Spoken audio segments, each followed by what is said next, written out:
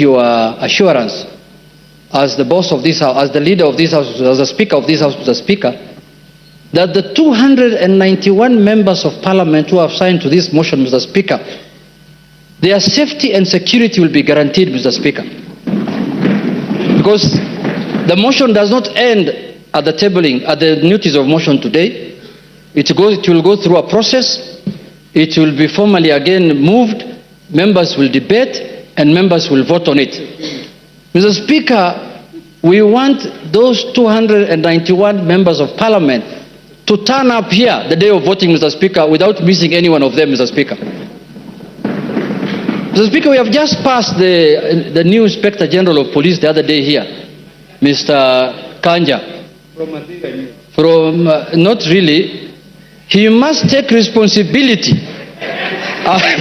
as the Inspector General of Police, Mr. Speaker, to guarantee the safety, as the Inspector General of the country, Mr. Speaker, to guarantee the safety and the security of the 291 members of the... Mr. Speaker, you know this thing. What we are doing is not a small thing, Mr. Speaker. When Trump was being removed, was being impeached in the United States, Mr. Speaker, you know what he attempted to do. And what can happen here, you know, Mr. Speaker. And let us not fight, let us not begrudge anyone, because what the House is doing is constitutional, because the House is just exercising its mandate. It's not doing anything outside the Constitution.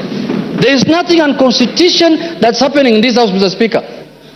You can impeach a cabinet secretary, you can impeach a deputy president, you can impeach the president if you wish so.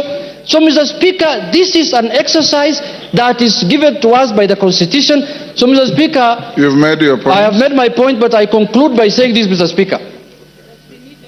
That, Mr. Speaker,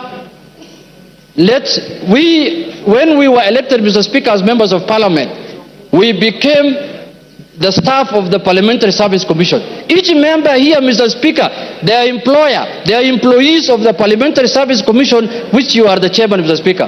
So, Mr. Speaker, I have spoken on behalf of the members, because when they were signing, that is what they told me, Mr. Speaker, as the minority leader.